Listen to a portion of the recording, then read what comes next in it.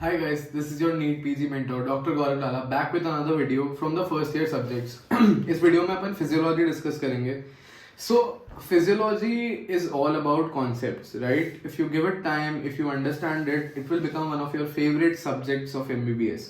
तो मेरा एक ही रिकमेंडेशन रहेगा, अगर आप फर्स्ट ईयर में हैं तो स्टैंडर्ड टेक्स्ट बुक को उठा के उससे रीड करो. वीडियो लेक्चर्स करने की कोई ज़रूरत नहीं है. अगर आप गेनोम नहीं पढ़ सकते तो गाइटन तो जरूर पढ़ो यार, ठीक है.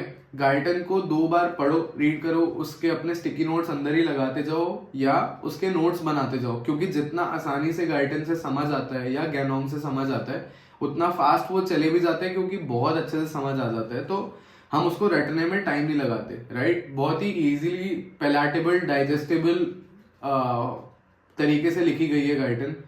बहुत अच्छे से आपको समझ आ जाएगा और उतनी जल्दी उड़ भी जाएगा. तो बहुत इंपॉर्टेंट है कि आप अपने स्टिकी नोट्स या नोट्स बनाते जा रहे हैं साथ में.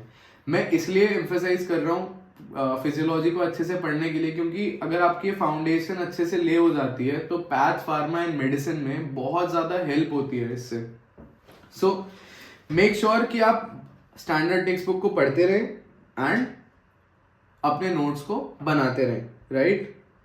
सिनेरियो 2, अगर आप फर्स्ट ईयर से निकल चुके हैं, आप सेकेंड ईयर, थर्ड ईयर में हैं या फाइनल ईयर में या इंटर्नशिप या पोस्ट इंटर्न है, तो मेरा ये रिकमेंडेशन रहेगा कि डॉक्टर अनुपमा चौधरी हैं डैम्स में, मैंने उनसे प्रिपेयर करा था.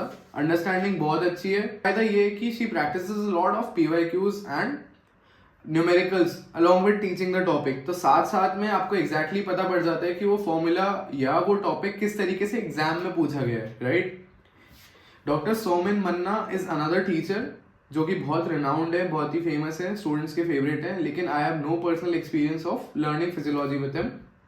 वेरी कंसेप्चुअल सब्जेक्ट है, सो रिवाइज करने में बहुत ज़्यादा टाइम नहीं लेगा आपका. कुछ फॉर्मूलाज होंगे, कुछ कॉन्सेप्ट्स होंगे जो आपको बार बार रिवाइज करना पड़ेगा ताकि आपका सब्जेक्ट साथ लेकर चल पाओ आप, right. So for that DVT was very helpful for me. I would again emphasise कि BTR is not equivalent to DVT. BTR is equivalent to revision videos of Marrow. ये बहुत लोग पूछते हैं क्योंकि ये short form of the subject है, both BTR and Marrow revision videos. जो DVT है ना, वो अलग रिप्रेजेंटेशन है सब्जेक्ट का, वो एक्चुअली डायग्राम बेस्ड और हाइड कुछ बहुत. DVT is very much more concise than BTR और Marrow revision videos, right?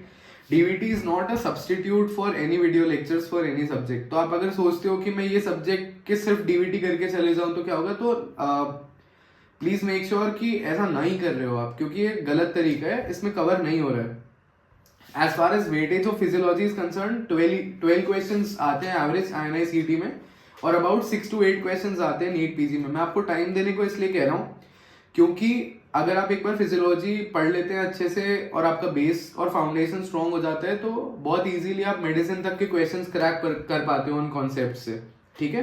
Marrow Q bank बहुत ही अच्छा सोर्स है क्वेश्चंस को प्रैक्टिस करने के लिए. मेक श्योर आप मैरो के MCQ डिस्कशन वीडियोस कर रहे हैं to get a hold of how questions are asked in physiology, क्योंकि थोड़ा टिपिकल रहता है कि फिजियोलॉजी जो इतना कंसेप्ट बेस्ड है, मतलब वर्ड बेस्ड है, उससे क्वेश्चन कैसे पूछा जाएगा. तो make sure you're watching the MCQ discussion videos or TND videos, either of them, right? That's all from my side guys. अगर कोई क्वेश्चन है या कुछ पॉइंट आप ऐड करना चाहते हो इसमें अपने कॉलीग्स को हेल्प करने के लिए, डेफिनेटली कमेंट सेक्शन में मेंशन करो. एक और चीज, चैनल को सब्सक्राइब करो, मेरे व्हाट्सएप ग्रुप को ज्वाइन करो जहाँ पे अपन डेली PYQs प्रैक्टिस करते हैं, वीकली एक ग्रैंड टेस्ट सॉल्व करते हैं और बीच में लाइव सेशंस लेते हैं to solve all your non-academic queries and how to prepare for NEET PG effectively. That's it from my side guys. Thank you. Have a nice day.